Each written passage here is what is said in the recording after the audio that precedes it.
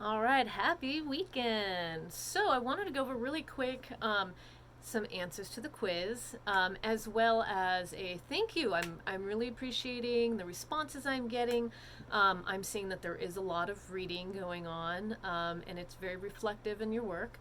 As a heads up, if you're kind of guessing at what you think the answer might be based on maybe kind of reading through a little bit, I can see that. I might make a mention in my comments to some of the quiz answers to kind of ask more questions. And usually, if I'm having to ask more questions, it means I'm going to need a little bit more from you when it comes to responses. So if you maybe kind of give too short of an answer, I might say, what are some details? What are some examples? Or where are you seeing this in the reading? And you can throw in some quotes. And that's been great for those of you who are throwing in quotes in your responses. That's fantastic. That's showing me how you're reading the work. All right.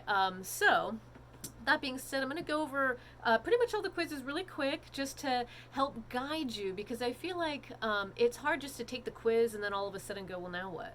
So, that being said, we're going to start with the literacy quiz because I saw a lot of different readings in that. And it was tough, right? We were really trying hard to figure out what the hell is Williams trying to say here.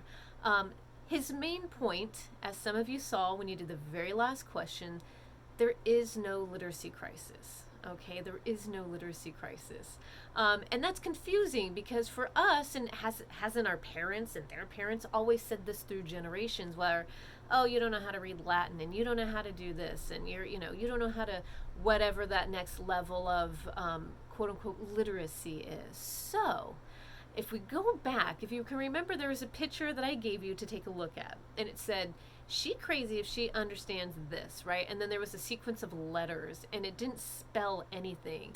And some of you might have been looking at it going, like, what is that? And some of you go, oh, I know exactly what that is because I know how to read these letters because the combination of letters, while themselves don't actually make a word, we know when you put those together, they make a sentence. So if you go back to that and you look at all the letters, remember I, D, G, A, F, W, A, B, G, T, S, A, M, I, K, W, T, F, right? I, D, A, W, T, F, I, D, D. And some of you are going, what the fuck? Oops, excuse me. Some of you are going, what is going on over here? I can't figure this out. Look at it again and take apart the parts that you do know. WTF. What the fuck? We already know what that means, right? See that we see that a couple times. The first few is IDGAF. I don't give a fuck, right? So you can see, oh, wait a second. I have an idea what some of these are, but some of them make no sense to me. What is it saying? So I'm going to give you an answer for those of you who didn't know. It is, I don't give a fuck what a bitch gotta say about me. I know what the fuck I did, and I know what the fuck I didn't do. All right. So some of you are going, how did you get that? There's a certain way that we know things are put together to make a statement, right? So WTF, what the fuck? So there's a literacy to that. Does that mean if you can't read that you're illiterate?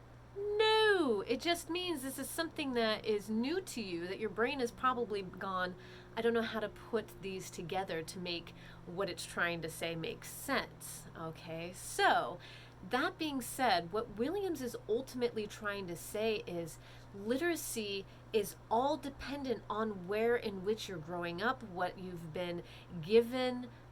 So, like computer literacy, I get embarrassed sometimes because I'm pretty sure I'm pretty literate at the internet and computers and software, and then there's sometimes I'm going, I can't figure this out. And then there's some, I've had my nephews come up and they're like, oh, it's just this. And they type along and they get this thing done. I'm like, how do you know this? I've been on the earth so much longer than you. How do you know this? And it's not that I'm illiterate. I have two master's degrees. I definitely wouldn't consider myself illiterate.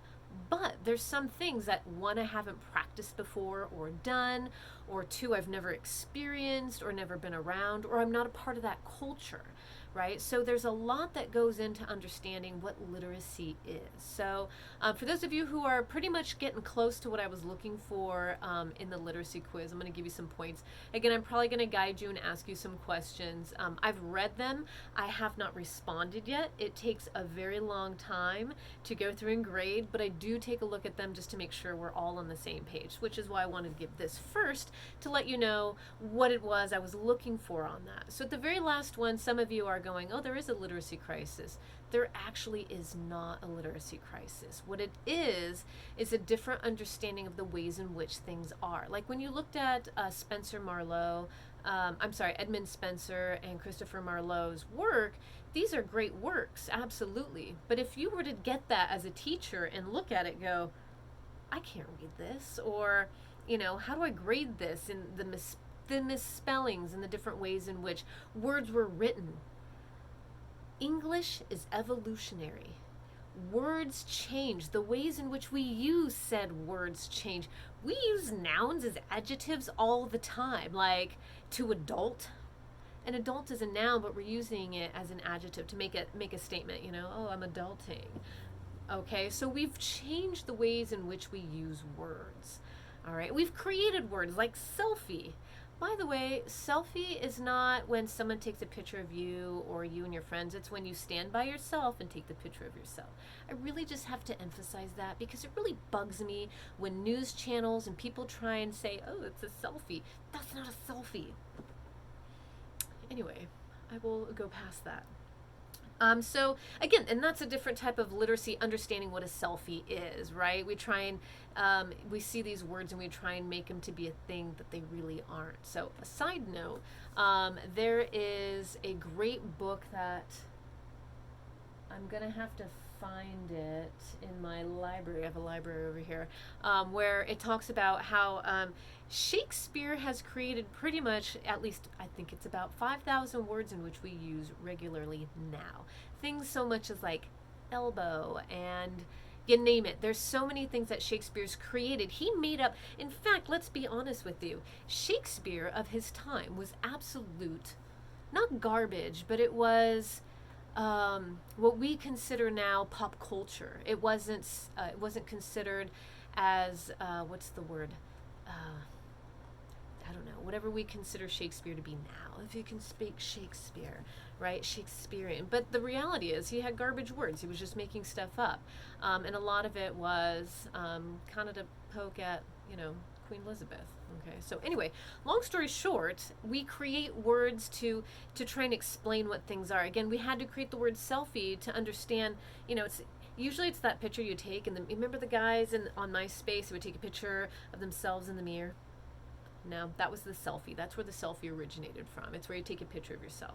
And I don't mean to harp on that statement, but it's this understanding of, what these words mean and what it means to be literate in the languages in which we speak, and how we go about it, how we communicate, and how we compose. All right. So with literacy, when you go to do your narrative, there's a lot of information I have out on your narrative. Your ways in which you feel literate, or the way you compose, the ways in which you speak, that's what you're going to be doing in your narrative, trying to understand who you are within your literacies. Okay.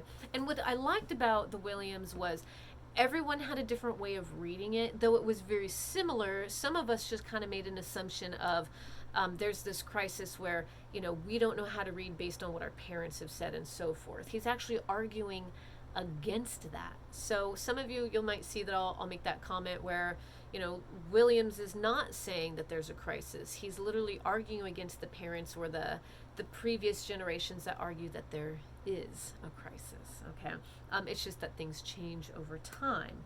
I had to make notes here, so give me a second. I noticed also on the quiz, a lot of you were assuming that it was probably going to be multiple choice. So when you came to making answers, when you wrote for the literacy thing, you kind of panicked and were like, I don't know. So just assume that that maybe they might be questions that are going to be written. So have kind of an understanding of how you should probably compose maybe the statement. And the reason why I do this is to get you to understand the reading and really delve into it. A few of you were very honest and were like, man, I reread this this many times and this is what I gathered from it. And that's great. That's totally okay. That's why I do this, so that we know where we're at. But again, overall, I'm really appreciating the responses for the quizzes. Next, we'll go real quick over the rags, and I'm going to finish with the president poem. So with rags and the obituary, you all did very well. I was very excited to see such high numbers in your responses. It helps when it's multiple choice, I do know that. And then some of you might have been confused at the very end. I saw less confusion at the end than I would have expected, which was awesome. And that was, were Lovey and Phyllis friends? They were. And you're thinking, how is that the case? She was picking on her. But if you kept reading through, you could see that they were friends, and that at some point, Lovey, being bullied and panicking, turned to Phyllis, knowing that Phyllis wasn't going to come back at her. So actually, yes, Lovey and Phyllis were friends. And so this is the reason why I have these quizzes and questions, is to kind of give you a chance to see how are you reading the work, okay? And overall, great job. I'm really appreciating the responses. You're doing very well, and hopefully the videos have been helping. Last but not least, we're going to talk about the president poem. And again, really great reading on that. I'm seeing a lot of very similar things when it comes to responding to, what stood out to you. And some of it is formatting, some of it's choppy, there's lines written through it, and it might seem that it was a quote-unquote rough draft that was just sent out. But when it comes to poetry, especially people like Zoe Leonard, who is the author of, or is the poet here, the idea behind this is no poet ever posts a rough draft. So everything that was done and every way in which it was done with intention, whether there was a misspelling or there was a line drawn through it. And if you go back and look at the parts of the poems where the lines were drawn through, what do you think the intention was there? All right, so when you're looking at it, you go, she put a line through this, meaning she still wanted us to be able to read it, but told us she changed her mind on that. And remember, it was on the cafeteria food at the hospital. Originally, it was like, oh, the nasty cafeteria food, and her thought was to stop and go, you know what?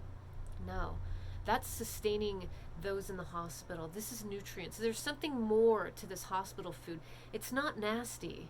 It just is. And so she puts that line through that to make a point.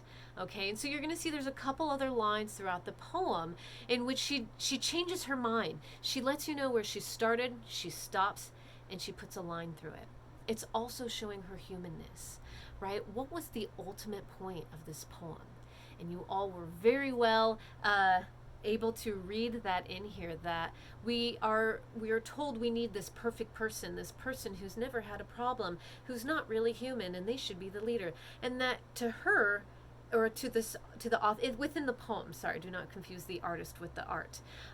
The poem itself is saying that is not the case. We need another human. We need someone who has gone through these things, because when you have someone who is out of touch with reality, which is sometimes what we end up getting, they don't understand what the struggles really are and where help is really needed. And that has been an argument I've heard of our current leader, where they're so out of touch of either reality or the true experiences of American life that the decisions they are making are not helping certain people or minorities, or however the case is. So you could probably apply this to most leaders in many situations, and maybe that's why we choose them, is because we like the idea that they're not us and they haven't gone through the struggles. That could be the case. Sometimes we don't want to know who our pilot is. You know what I mean? I love my friends very much, but some of the ones that I know, if they were flying, I'd be like, I'm not getting on that plane. But the less I know and the more detached I am from someone who is of power, whether they're flying the plane or taking care of the country, maybe we like that idea. Maybe we like thinking that they're perfect and they are not flawed, or whatever the case. I don't know.